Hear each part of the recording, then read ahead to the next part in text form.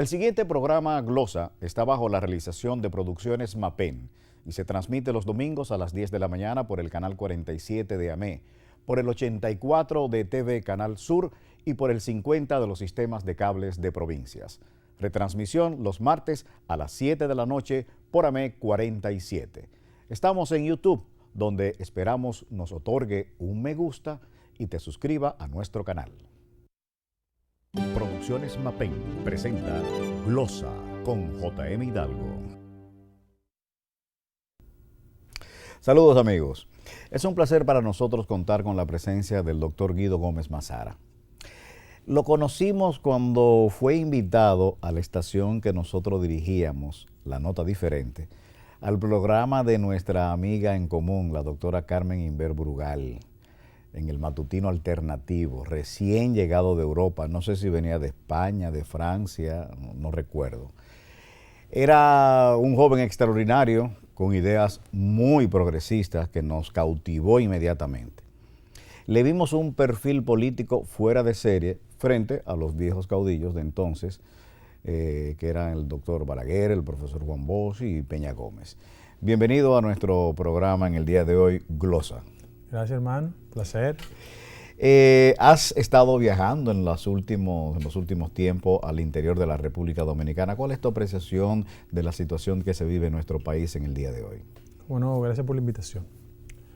Tú sabes que una persona que hace vida pública, o cualquier dominicano que tenga niveles de sensibilidad, al margen del oficio que desempeña, debe hacer una especie de consistente ejercicio para tomarle el termómetro, cómo anda la sociedad. Los procesos de desigualdad social, y no es el caso específico de República Dominicana, han ido construyendo niveles de crecimiento de las economías con un profundo proceso de desigualdad social. Entonces a veces se tiene la impresión de que el país anda como el circuito exquisito donde tú interactúas, y no es la realidad. Frente a eso yo, aunque soy un actor político, siempre me quiero concentrar en los aspectos de carácter macroeconómico. La economía dominicana desde el año 1998, salvo paréntesis de crisis de un lado bancaria o de otra naturaleza, ha experimentado un nivel de crecimiento. Sin embargo, desde el año 98 hasta la fecha, han transcurrido 25 años, tenemos un país con las siguientes características. En el año 98, 4% de la población concentraba el 34% de la riqueza.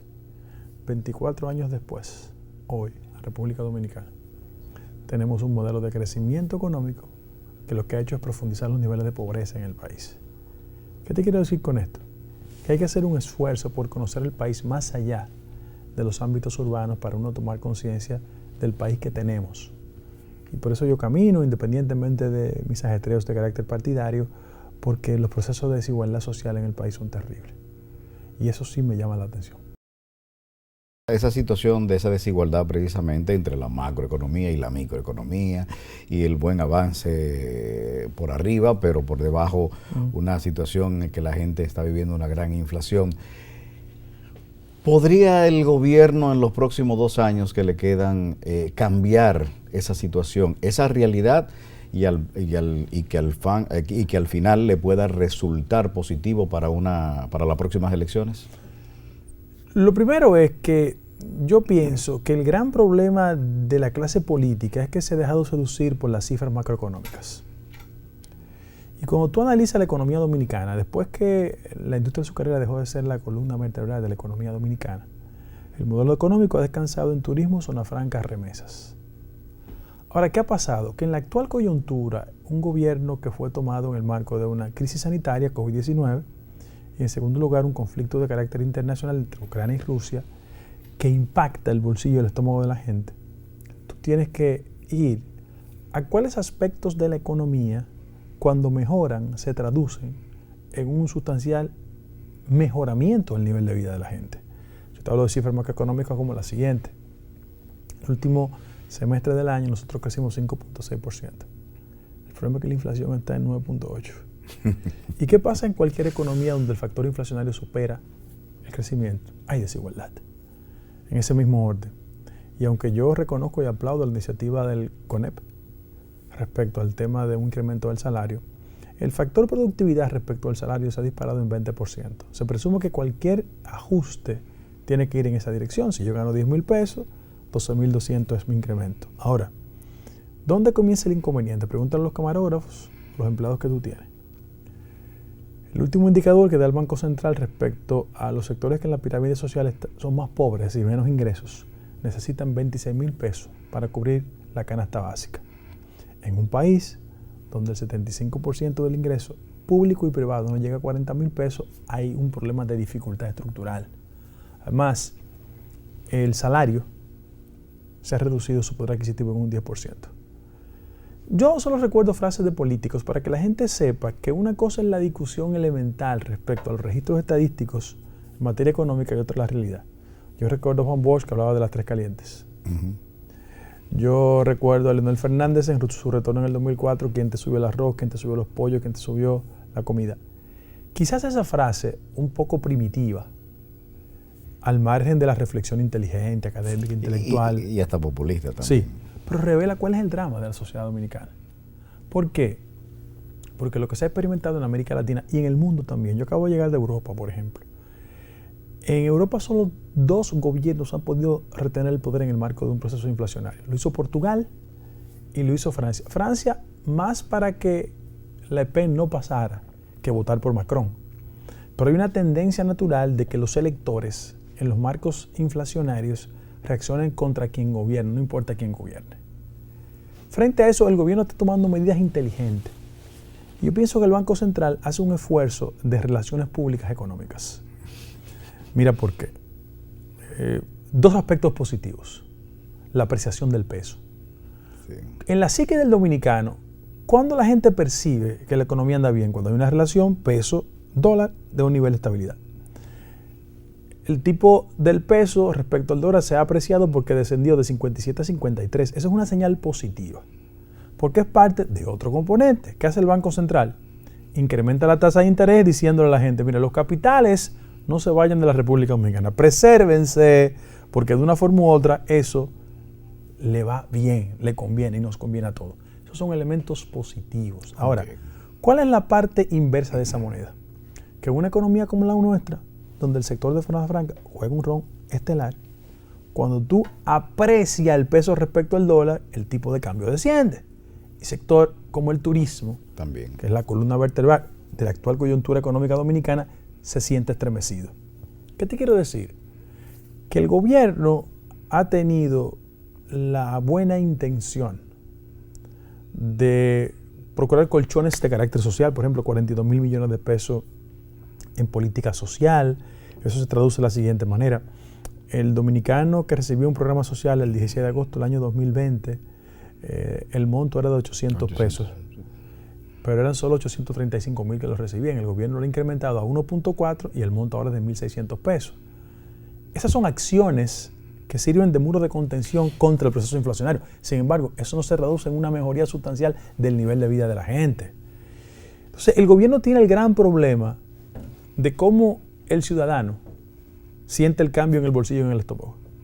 Si lo siente así, los resultados favorables al partido, no al candidato, porque yo tengo una tesis, yo pienso que si tú abrevas en la fuente de la historia, que siempre es importante para un político, sobre todo en un país donde la banalidad tiene categoría casi institucional, el partido nuestro, hablando del viejo partido, solo fue capaz de preservarse en el poder cuando 2 candidatos diferentes por el mismo partido se presentaron y ganaron. Guzmán, Jorge Blanco. Cuando Hipólito lo intentó, perdimos.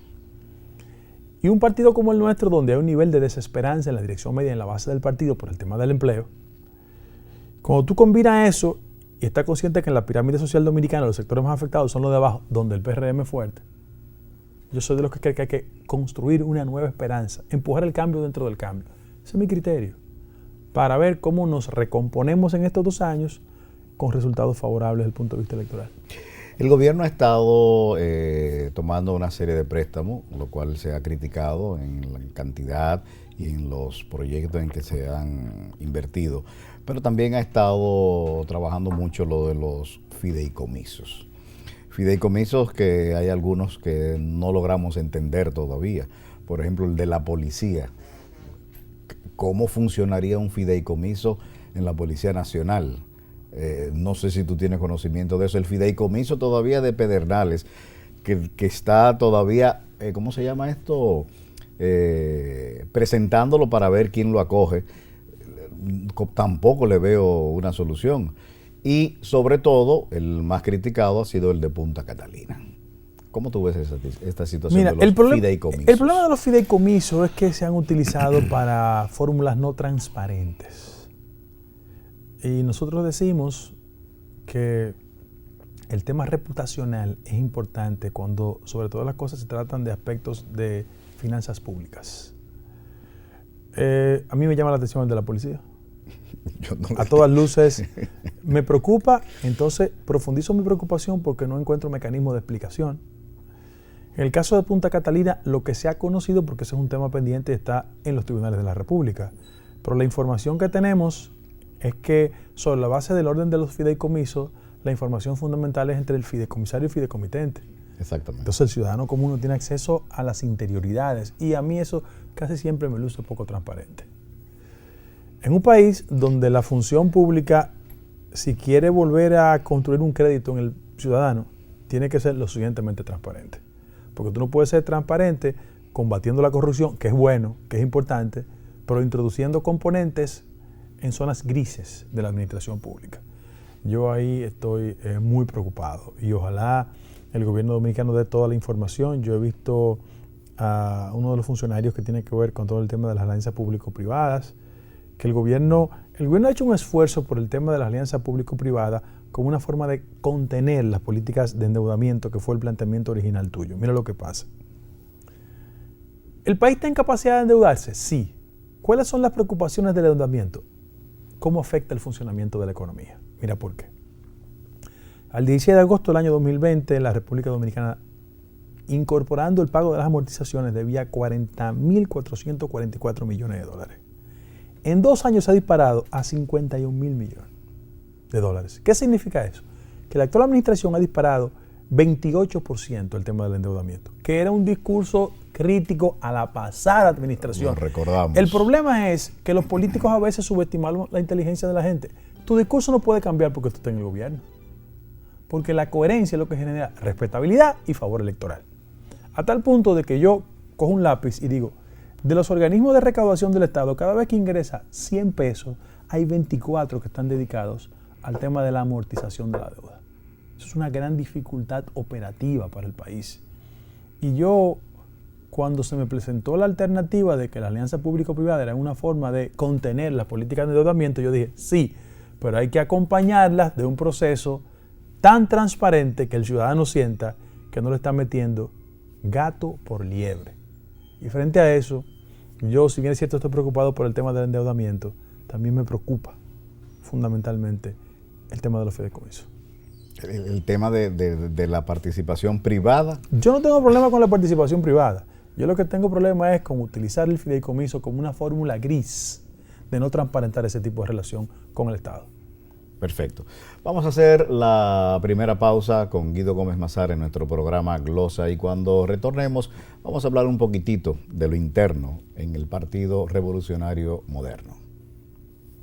Usted está viendo Glosa con J.M. Hidalgo. Guido Gómez Mazara, un luchador incansable que agota todos los pasos legales para, de acuerdo a sus convicciones, se practique la democracia interna en el PRM, tal como lo hizo en el PRD. Aspiraba a su secretaría general, pero decidió no inscribir su candidatura por entender que el proceso de optar por una convención de delegados, aunque era legítima, le restaba el ejercicio de esa democracia interna. La pregunta es, ¿aspira junto a otros miembros del PRM a ser el candidato presidencial? ¿Qué haría si se decide en un momento determinado proclamar la candidatura de Luis Abinader para que se repostule y su virtual reelección en el partido? ¿Cuál sería tu actitud frente a una acción como esa? Mira, JM, yo aspiraba a la presidencia del partido. Perdón, sí. Sí. Entonces, déjame hacerte lo siguiente. Para mí, el éxito del partido no me obliga a transformar mis valores. Porque en este país, y escúchame que lo diga frente a un comunicador, hay una especie de argumentos del acomodo en función de cuán conectado tú estés con el presupuesto nacional. Tú y yo tenemos amigos muy militantes de la causa crítica al PLD cuando estaba en el gobierno del PLD, pero ellos llegaron al gobierno, están en los medios de comunicación y ahora mantienen un silencio cómplice. Y todo el que es tan consistente como antes, los crispa. Pero bueno, la gente evalúa. Ya te escuchaba en un programa esas afirmaciones que tú estás haciendo. Entonces, aquí. mira, vamos por partes. Primero, yo soy una persona que favorece la conciencia crítica, en su mejor sentido. Yo, al igual que mucha gente, nos fuimos del PRD porque en ese partido se negaba la democracia interna. Y todo el mundo sabe por qué fueron a una convención de delegados. Fue que me lo dijeron. Vamos a hacer una plancha única, tú eres el primer vicepresidente porque tú le vas a dar una pela paliza. Pero me lo dijeron con las encuestas. Yo dije, no, yo no entro en esa vagabundería, hagan lo que ustedes quieran. Ahora, a quien me vino a decir el extranjero y el dominicano, con una altísima jerarquía en el tren gubernamental, le dije lo siguiente: mira, no hay problema. Yo no voy a competir. Es una vagabundería porque tú no puedes establecer que un partido de 1,8 millones de personas vote 1,200 personas para elegir sus autoridades. Eso es cercenar la democracia interna. Ellos estaban conscientes de que tú ibas a ganar. Sí, claro. Pero la última encuesta que ellos han publicado de un sector fundamental de la comunicación dice que yo soy el político más popular que las actuales autoridades del partido. Yo soy más popular que Paliza y que Carolina. En la encuesta que ellos tienen promoviendo la reelección de Luis. Ahora, yo le dije, ustedes me están cerrando una ventana, me están abriendo la puerta para competir. ¿Cuál era la excusa? Yo te di el argumento real de la excusa. Lo último que dijo algún dirigente del partido fue que la crisis entre Ucrania y Rusia impedía hacer un proceso de convención interna. Esas son de las cantinfladas que tú escuchas. Pero bueno, frente a eso yo he dicho que para el partido no fue la intención del partido. Eso fue Luis. Porque Luis es una persona que se siente más cómoda con una autoridad partidaria, sí señor. Eso no soy yo. Si tú tienes una idea y me convence, no hay problema. Pero esa autoridad o esa capacidad que tiene Luis de imponerse en el PRM es simple y sencillamente porque es el presidente de la República. Claro, además yo le he recordado a ellos. No como político. Yo les he recordado a ellos que ellos han sido minoría y mayoría. Y en el partido, tanto en el viejo como el nuevo, una minoría se hace mayoría y una mayoría se hace minoría. Tranquilo. O Luis no fue minoría. Fue muy minoría. Entonces, yo he dicho que si pretenden hacer eso, de ir a una convención de delegados para elegir la candidatura presidencial, yo voy a reaccionar. Pero no con la tranquilidad que lo hice ahora. Yo sé reaccionar. Tú puedes estar seguro que yo voy a reaccionar. Lo que le estoy diciendo a ellos es, vamos a un proceso de convención. Mira, para los que dicen que el poder es inderrotable. Guzmán quería que el candidato fuera Jacobo Magluta, ganó Jorge Blanco. Jorge Blanco quería que fuera Peña Gómez, le ganó Jacobo. Fello era el que daba empleo, ganó Hipólito. Luis Abinader le ha dado 2 pelas a Hipólito Mejía, sin dar un empleo. Entonces, yo le digo, en la base del partido hay 1,8 millones de personas. No hay 500,000 PRMistas empleados. Vamos a una convención. Y hay mucha gente que está empleado que se mantiene en silencio porque lo presionan para que no vaya a actividades mías. Afortunadamente, la convención, voto universal, directo y secreto, es callada. A nadie se le fiscaliza. Ese es el deseo. Porque Luis le ganó internamente a Hipólito en una convención universal con el voto directo y secreto. Claro, claro. Él no puede tener excusa ahora. Porque eso es él, no es nadie. Porque no puede haber democracia sin demócratas que compitan. Yo pienso que es muy saludable en el país o en el partido que vean un debate. Lo que piensa Luis, lo que piensa Ramón, lo que pienso yo. Eso es un acto civilizado. Además, él le pidió un debate a Gonzalo. Cierto. Él no puede negarnos a nosotros el derecho a debatir con él. Entonces, frente a eso, yo voy a un proceso de convención a competir por la presidencia de la República porque creo que este tiene que ser un partido mucho más cercano a la gente. Que las políticas sociales tienen que compensar los sectores históricamente excluidos. Que en materia y en ámbito de servicio público yo tengo una visión totalmente diferente a Luis Abinader. Por ejemplo, el presidente de la República ha financiado 2,000 millones de pesos vía Bandex a las clínicas. Yo no creo eso. Yo creo que un gobierno que tiene una sensibilidad por los sectores populares y quiere eficientizar el sector sanitario del país tiene que invertir esos recursos en los hospitales. Esos serían tus planteamientos, tus argumentos Eso para una de las tu candidatura. Es una de las tantas visiones. Yo he dicho que el gobierno tiene una composición popicrática. Sí, yo lo he escuchado Pero veces. no en la visión de exclusión de clase, no de división, no. Lo hago como recuerdo. Fue Juan Bosch que introdujo eso en este país. Totupote, Pecueso Largo, de Machepa. Y un POPI no tiene nada que ver con origen patrimonial ni racial. Un POPI es un desconectado de la realidad social dominicana. Los camarógrafos, no importa dónde vivan, si no están conectados con la realidad del barrio, la pobreza, la marginalidad, los conflictos en el día a día, son POPI. Y hay gente que está en la estructura social dominicana en puntos muy altos y no es POPI, tiene sensibilidad. Otra vez, estamos hablando en estos estudios. Sí. A 3 minutos está la yuca. Exactamente. O sea, en el medio de un sector de alto nivel de ingresos, ahí está la marginalidad y la pobreza. Entonces, quien no está conectado con esa dramática situación es un POPI. Y yo digo, como tú observas la composición de la mayoría de los funcionarios, son POPI. Entonces, tú no puedes asumir políticas públicas que entiendan la realidad del barrio y de la marginalidad si tú no lo conoces. O sea, tú agarras a 4 o 5 funcionarios del gobierno y los dices, ven acá, vamos para la calle Abreu en San Carlos. Tú lo sueltas ahí, tienes que buscar un GPS. Para llegar tiene que buscar el Entonces, GPS. tú le dices, ven acá, por favor, ven, vamos al barrio La Altagracia de Herrera. Tú lo sueltas ahí. Mira, yo ayer andaba en Santo Domingo Norte, allá atrás, en el Cachón del Negro, eso en Sabana Perdida. Yo le preguntaba, ven acá, ¿ha venido un funcionario aquí? No. Un municipio tan importante como ese. Que históricamente vota a favor de nosotros, Sí. porque perdimos lo municipal, pero ganamos lo presidencial. Entonces, yo lo que creo es que la lucha política hacia lo interno del PRM tiene que reivindicar lo que Peña siempre representó. La capacidad de gobernar para todo, pero para incluir los excluidos. Entonces, los compañeros sienten que el gobierno del cambio que ellos empujaron no lo ha cambiado a ellos. Pero no, yo no hablo solo desde el punto de vista del empleo, que es fundamental, sino que las políticas sociales no lo han incluido. Tú haces críticas muy directas, muy fuertes al gobierno, precisamente en sus ejecutorias, y lo haces de una manera pública. ¿Es que Abinader no te recibe o no te pone caso? No, vamos por parte. Luis siempre me ha tratado bien. Siempre. Siempre. Entonces, esa diferencia que vemos, ¿por qué? Pero que no es personal. No, pero estamos hablando de política. La pregunta no es si él te recibe o no te recibe, si te pone caso o no. No a título personal, sino precisamente desde el punto de vista político.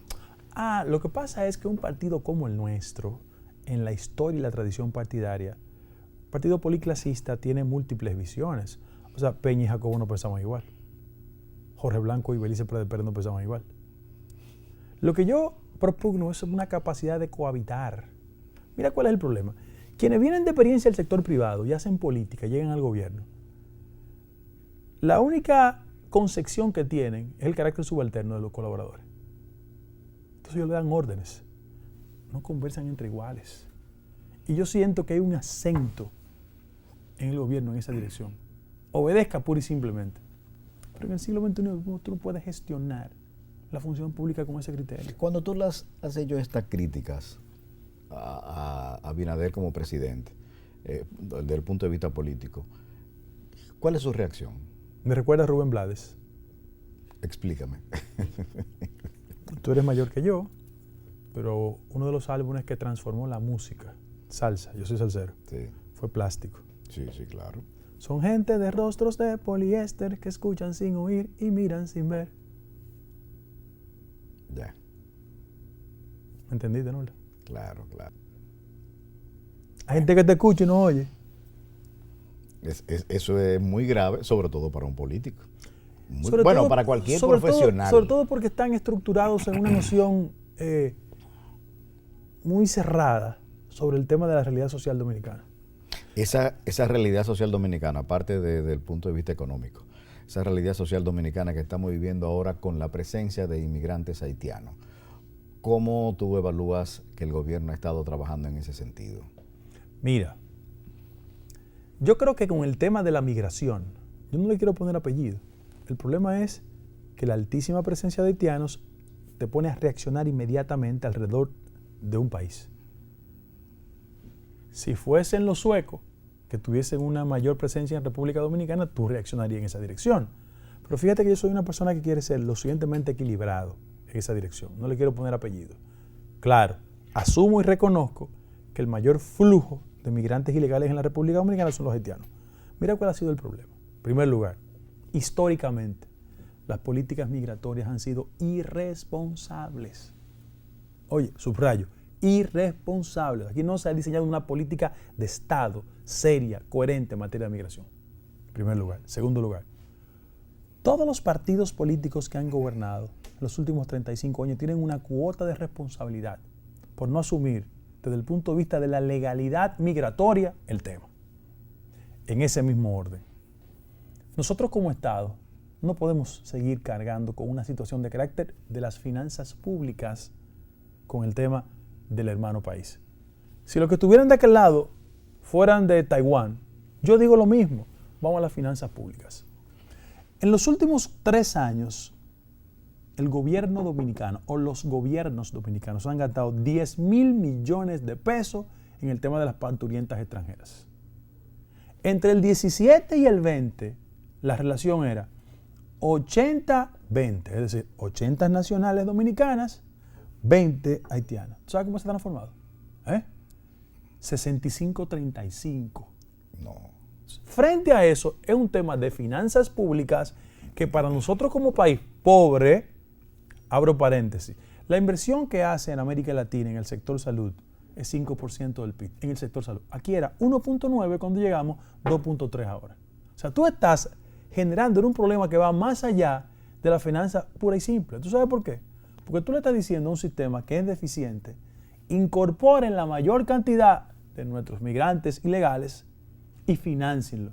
En Estados Unidos, porque el gran problema de mucha gente en el país es que cuando aborda la actitud de solidaridad, tanto europea como la norteamericana respecto al tema haitiano, culturalmente no entiende la sociedad norteamericana ni la europea. ¿Por qué el tema haitiano parece ser muy atractivo para las élites liberales? ¿Tú sabes por qué? Porque en la historia norteamericana, la conflictividad de una guerra de secesión provocó no solo el tema de la esclavitud como regla de confrontación entre los estados del norte que querían mantener en la esclavitud los estados del sur, sino que existen políticas internas en Estados Unidos para compensar esa deuda histórica, ese daño. Muy válido, muy justo. Affirmative action, todo ese tipo de disposiciones. Okay. Bien, pero esa es la realidad de la cultura norteamericana, no la nuestra. Las características del proceso de relación entre Haití y República Dominicana es totalmente diferente. Y frente a eso, yo me quiero circunscribir a un Estado que tiene que ser mucho más efectivo en materia de diseño de política migratoria. O, por el mismo derecho que tienen los norteamericanos a definir su política migratoria respecto a los migrantes, la tenemos nosotros. Pero en segundo lugar, nosotros tenemos un problema de déficit presupuestario en materia de salud. Yo jamás en la vida voy a estimular prácticas discriminatorias, violatorias de derechos humanos. No. Yo no estoy a favor de eso. Y así como creo que cuando a un dominicano en Estados Unidos le conculcan sus derechos hay que reaccionar, también creo que una política migratoria efectiva no es para conculcarle derechos ni a los venezolanos, ni a los haitianos, ni a los chinos, ni a los españoles. No. Ahora, las élites liberales norteamericanas y las europeas entienden que el país más pobre del hemisferio tiene que ser asumido por una economía de un país que es muy pobre, que es el caso nuestro. ¿Dónde hemos fallado? Y lo admito públicamente. Nos han ganado, desafortunadamente, la batalla en la diplomacia. Exactamente. Ahí hemos perdido. Eso es cierto. Las últimas declaraciones de Pavel Issa con respecto a nosotros, no a los haitianos, ¿no fue eso un atrevimiento? ¿Debe Luis tomar alguna medida contra él o él tomar una decisión? Porque eso de llamar, de él catalogarnos a nosotros los dominicanos como racista y xenofóbico, no creo que procede. Mira, yo soy amigo de Pavel, Sí, amigo. eso lo sé. Soy muy Y amigo de su Pavel. familia también. Y de su familia, doña Lourdes, don Narciso, son gente para mí que me merecen un nivel de respetabilidad. Ahora, mira cuál es el problema del argumento de Pavel. No solo por el carácter oficial, él es ministro de Economía y tiene toda la formación. El problema es el siguiente. El problema es que yo no estoy convencido que en la República Dominicana hay estructuralmente una política de discrimen contra Haití. Yo creo que pueden existir segmentos de la sociedad que discriminan.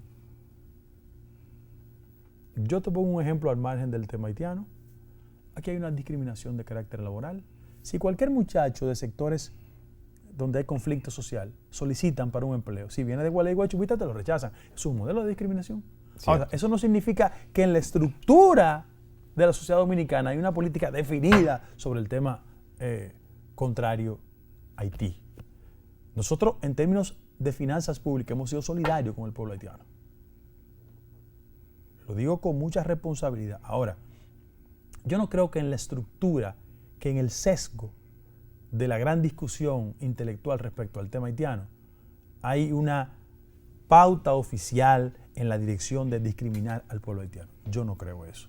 ¿Que hay segmentos de la población que discriminan? Sí, discriminan contra los haitianos, discriminan contra los españoles, contra los que venimos de barrio, pero no. Inclusive, contrario a mucha gente, ojalá eso trace las pautas para una gran discusión al margen de las pasiones. A mí no me gusta colocarme en los puntos de radicalismo. El aporte intelectual más importante que se hizo en este país respecto a la discusión haitiana y dominicana, lo refiero. Jean Price Mars escribió un trabajo que se llama La República Dominicana y la República de Haití, que fue ripostado como el Arturo Peñavalle, en un ambiente intelectual de respeto, pero que revelaba lo que era esa realidad. Ojalá los intelectuales dominicanos, los que están colocados de un lado y de otro, hagan un aporte a la discusión en esa dirección, que es un acto de contribución a un tema que va a estar pendiente en la agenda nacional y que yo creo que los gobiernos han sido históricamente flojos con el tema haitiano. Momento de hacer la pausa de nuevo en nuestro programa Glosa en la conversación con Guido Gómez Mazara. Usted está viendo Glosa con J.M. Hidalgo. Un estudioso de la situación mundial. Considero que de los pocos políticos con quien se puede profundizar en hechos internacionales y su repercusión en el resto del mundo. Por cierto, queremos preguntarle cuál es la lectura o evolución que podría hacer el hecho de que diferentes presidentes electos en América Latina, considerados como nueva izquierda, cuál podría ser la repercusión en el resto de América Latina. Tú sabes que esa es una discusión muy densa que yo he tenido con algunos amigos desde el punto de vista académico. Y le explico de la siguiente manera. El péndulo de las izquierdas, en todo el concepto de Guerra Fría, solo alcanzó el poder mediante el método revolucionario. Fidel Castro en 1959, Sandinismo en 1979. Hubo un esfuerzo en Grenada con Mary Bishop que lo derrocaron, pero ese ganó por la vía electoral. Y en todo ese proceso, en Guatemala, derrocamiento, en República Dominicana, derrocamiento. Porque toda fuerza de carácter liberal y democrática era asumida como comunista, reitero, propio de la Guerra Fría. Todo este proceso de evolución tiene otro péndulo, el éxito de Chávez en Venezuela. Cuando Chávez le gana a Salas Romer, empuja en el marco de una situación económica favorable altos precios del petróleo, expansión de la inversión china, buen posicionamiento de las commodities. ¿Qué es lo que hace Chávez? Impulsa una visión de izquierda mediante el método electoral. Exacto. Y ahí comienza y él transforma el mapa, innegablemente. Ahora, ¿cuál fue el problema? Que era posible establecer una visión idílica de esa izquierda en el marco de una situación económica favorable. Cuando descendieron los precios en el mercado internacional del petróleo, cuando las commodities fueron estremecidas y la expansión china se contrajo, ya los proyectos y políticas de subsidios que fundamentaron una parte importante de ese respaldo entraron en dificultad. Para que ustedes tengan una idea, en Argentina, ¿por qué el kirchnerismo gana? Sí, claro, el kirchnerismo hizo transformaciones innegables, pero en la gobernación de Buenos Aires, 76% de la gente tenía el pago eléctrico subsidiado. Política de subsidio. Porque el discurso era conculcar la pobreza mediante política de subsidio, que terminaban siendo fuente de cooptación del voto pobre. Claro. Bien. Cuando pasó esa luna de miel, vino un contragolpe y perdieron electoralmente. El kirchnerismo perdió, ganó Macri, por ejemplo. En Brasil hubo una conspiración, ganó Bolsonaro, un hombre, yo no creo que Bolsonaro sea una persona que tiene los equilibrios indispensables, pero bueno, es presidente, yo respeto mucho la jerarquía. En Estados Unidos el péndulo se fue para Trump. Con toda la posibilidad de que Lula, pues, no, Lula va a ganar las elecciones ahora en octubre. Entonces, ¿qué pasó? Que ese segmento de la población sintió que los nuevos ajustes de carácter económico lo hicieron mucho más pobre. ¿Qué ha pasado ahora? Que es verdad que la izquierda ha ganado, pero también el factor inflacionario y de desigualdad y de pobreza ha favorecido, ha sido el colchón que estimuló ese proceso. ¿Por qué gana Boric? Bueno, Boric gana las elecciones, es cierto, pero Boric era el líder de la marcha de los pingüinos, que era el punto más crítico que existía en Chile respecto a la desigualdad en la inversión educativa. La gente dijo, no, mire, este se parece al de eso de nosotros, y ganó. Doña Xiomara en Honduras. En Honduras. Le dan un golpe de estado a su marido, ella viene aquí con él, después se va a México. ¿Y cuál era el cuadro que impedía que ellos ganaran? Porfirio Lobo y la derecha, que decía que si ellos ganaban iba a volver la pobreza. No, Honduras es el país más pobre de Centroamérica. No que el narcotráfico, no, pero terminaron extraditando a los Estados Unidos. Petro. Colombia. La gente dice, Gustavo Petro. Primero, él siempre fue un dirigente del M-19. Él nunca fue FARC ni ELN. El M-19 era el partido de Carlos Pizarro. Eran los burgueses y la clase media de izquierda. Y Petro hizo una carrera. Primero fue, para decir nosotros aquí, fue regidor de su demarcación. Después fue alcalde, fue senador. Y él hace 4 años le robaron las elecciones. ¿Pero qué pasó? Señores, aunque el uribismo reinó en los últimos 16 años en Colombia, Colombia es el segundo país más desigual de América Latina. Factor, pobreza. ¿Qué hizo Duque? Llegó al gobierno, quiso implementar unos ajustes, hubo muertos, represión, y el factor inflacionario se disparó y encontró a Petro en el lugar indicado. Gana las elecciones. Ahorita hicimos referencia de Lula. Lula va a ganar las elecciones.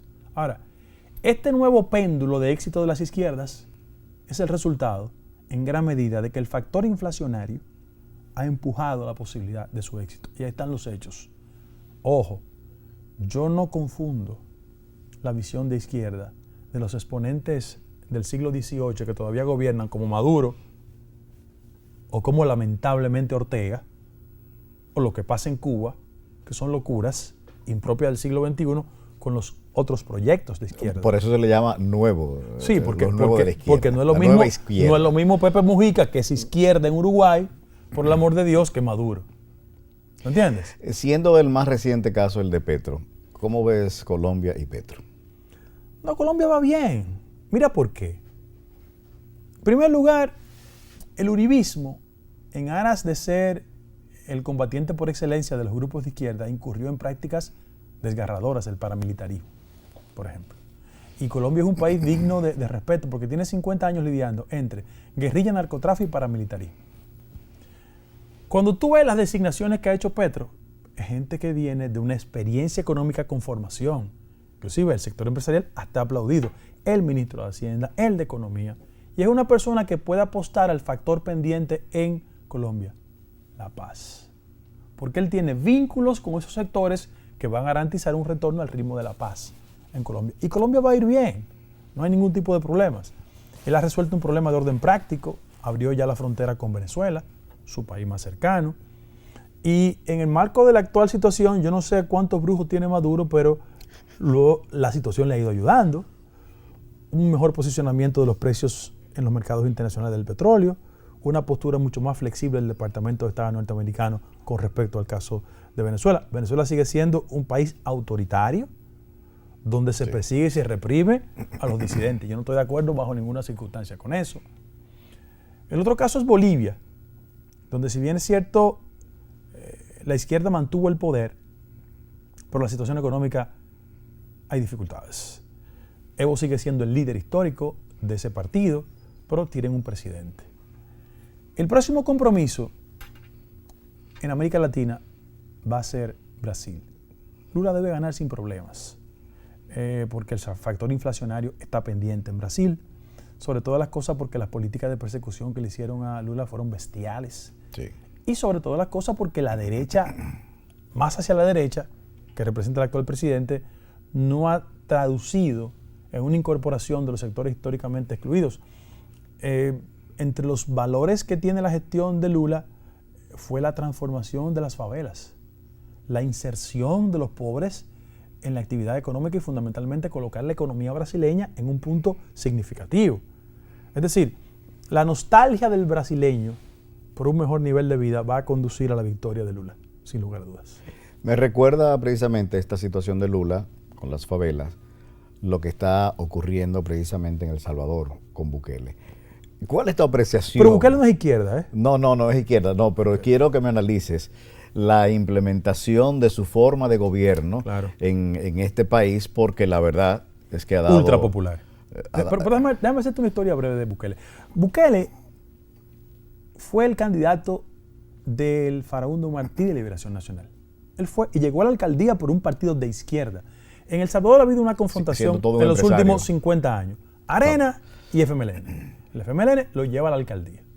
Cuando él hace una gestión buena, Sánchez Serén, como amo y señor del partido, le cierra la puerta. Todos los caudillos son iguales. Pregúntamelo a mí, en el partido. O sea, yo lo que he tenido siempre es una confrontación con esa visión autoritaria de caudillos. Hay gente que cree que porque me dio una oportunidad en el gobierno hay que rendirle siempre tributo de rodillas y nunca de pie. Pero volvemos al caso de Sánchez Serén y Nayib Bukele. ¿Qué pasa con Nayib Bukele? Bueno, Bukele genera popularidad, hace una gestión buena y el partido le cierra la puerta y él construye una alternativa, nuevas ideas, y se presenta de candidato. Gana las elecciones. Sánchez Serén está corriendo en Nicaragua por un tema de corrupción. ¿Y cuál es el principal problema de El Salvador? La delincuencia, la inseguridad. En El Salvador, como en una parte de Centroamérica, fundamentalmente Guatemala, hay un fenómeno, en Honduras también, pero hay un fenómeno que se llama las maras salvatruchas. Que ese fenómeno tiene un origen, un proceso, producto de la guerra civil en El Salvador, se le dieron una concesión migratoria y mucha gente se fue a Estados Unidos con experiencia militar. Fueron devueltos, eso generó un conflicto de carácter internacional. Si yo tengo una deuda en California, donde hay una presencia fuerte de salvadoreños, y en Chadaltenango me deben algo, yo te secuestro a tu familiar hasta que me paguen allá. Eso es un modelo de delincuencia internacional terrible, que en algunos momentos desafió al Estado. ¿Qué hizo Bukele? Actuó. Los derechos humanos no están de acuerdo con Bukele.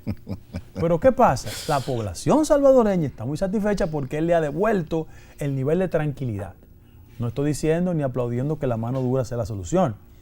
El modelo colombiano, por ejemplo, que es bueno que la gente, ahora que el tema de la inseguridad nos tiene a todos intranquilos aquí. Existió un alcalde en Bogotá muy bueno, Antana Mocus, que él transformó Bogotá. Bogotá era una ciudad intranquila, insegura. Y él con el tema de los motoristas, que eran sicarios, él numeró a todo el mundo. Y yo te digo una cosa, yo camino por la zona T en Bogotá hoy con más seguridad que caminar por algunos barrios en Santo Domingo. ¿Por qué? Porque hubo un diseño de política efectiva, de una forma u otra persiguieron y reprimieron con métodos democráticos y legales a la delincuencia y resolvieron el gran problema. Ese es un ejemplo que hay que estudiar. Pero Bukele va a ser ultra popular en la medida que él pueda disminuir el rol de las maras salvatruchas en la sociedad salvadoreña. Pero una vez que pase Bukele, que va a llegar un momento en que ¿qué va a pasar en El Salvador? No, porque... sí, mira, lo que pasa es que, mira cuál es el drama de El Salvador. El referente de Arena está preso.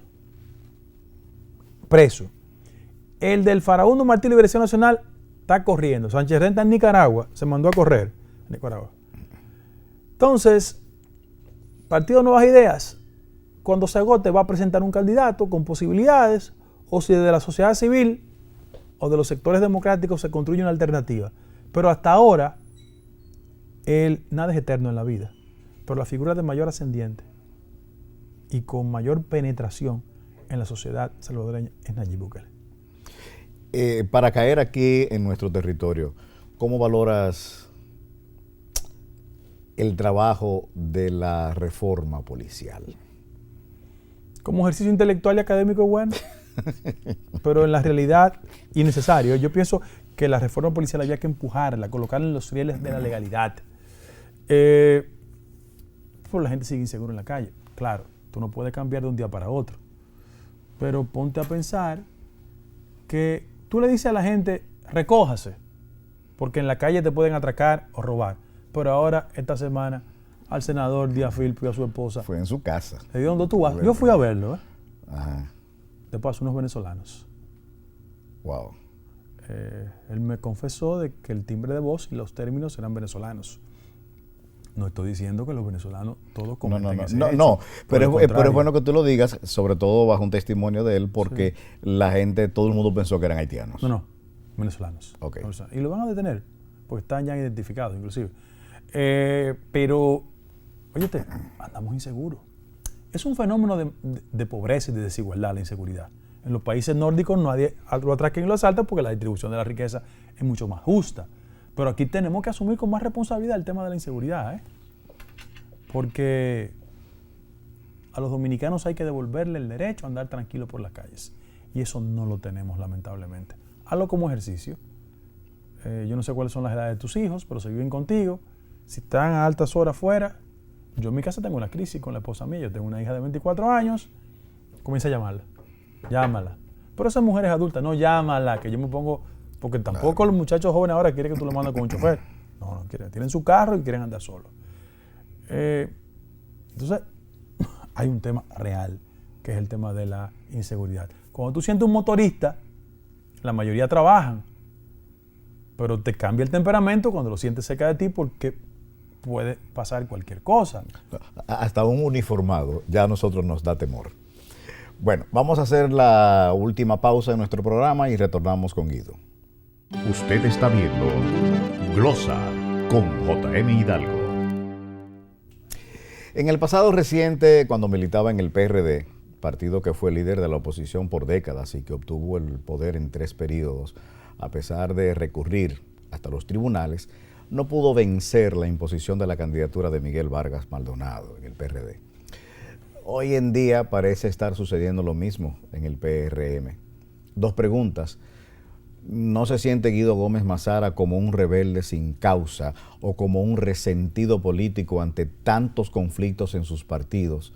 Y la segunda pregunta, ¿tomará la misma decisión de abandonar el PRM, de sentirse perdido o humillado? ¿Se vislumbra la creación de un partido bajo tu dirección? No, pero mira, JM, el juicio de la historia y el tiempo me ha dado la razón.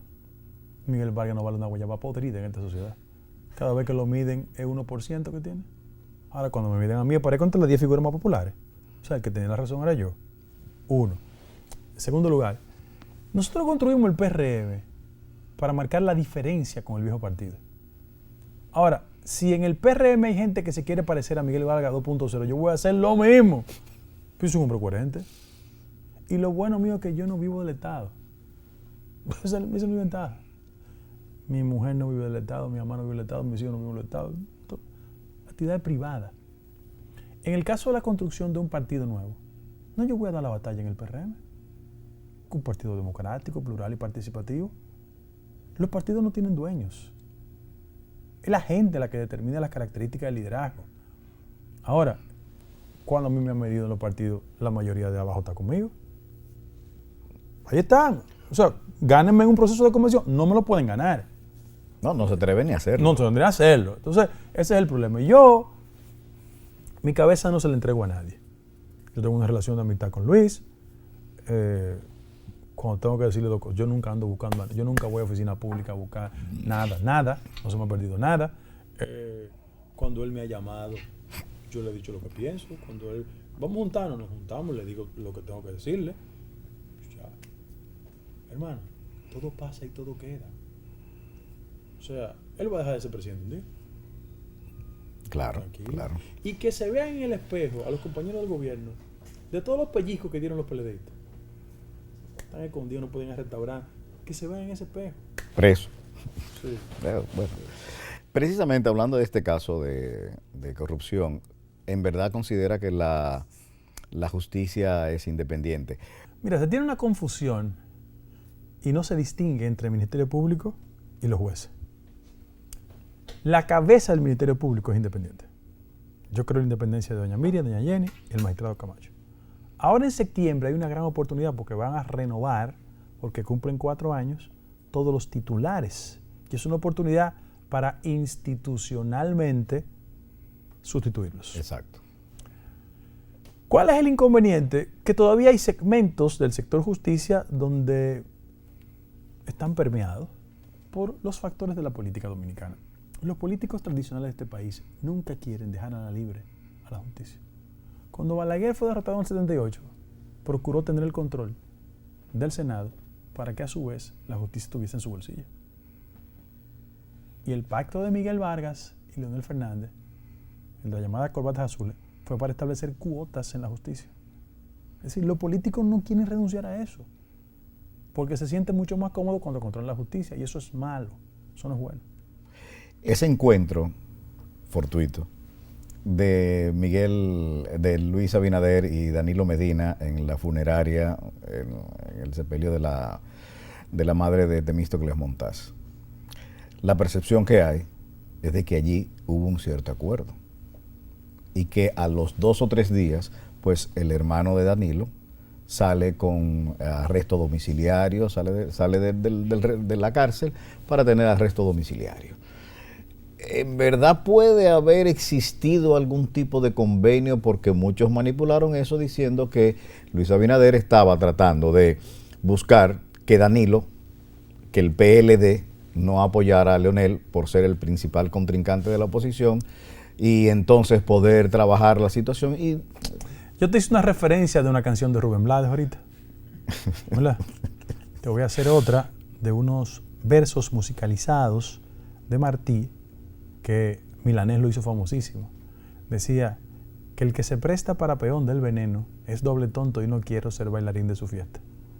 El que en este país desde el poder entre en tratativas, acuerdos, combinaciones para resolver temas de justicia, lo único que le queda es el descrédito. Te respondí. Eso le va a pesar mucho. Al que lo haga, le va a pesar mucho. Claro que sí. Bueno, señores, el tiempo se nos ha cumplido. Agradecerte a ti, Guido, gracias, hermano. Cariño de siempre. Aceptara nuestra invitación a nuestro programa. Trato de engañar a la población y creo que lo estoy logrando. Señores, muchas gracias. Hasta la próxima semana. JM Hidalgo se despide. Mapen presentó Glosa con JM Hidalgo.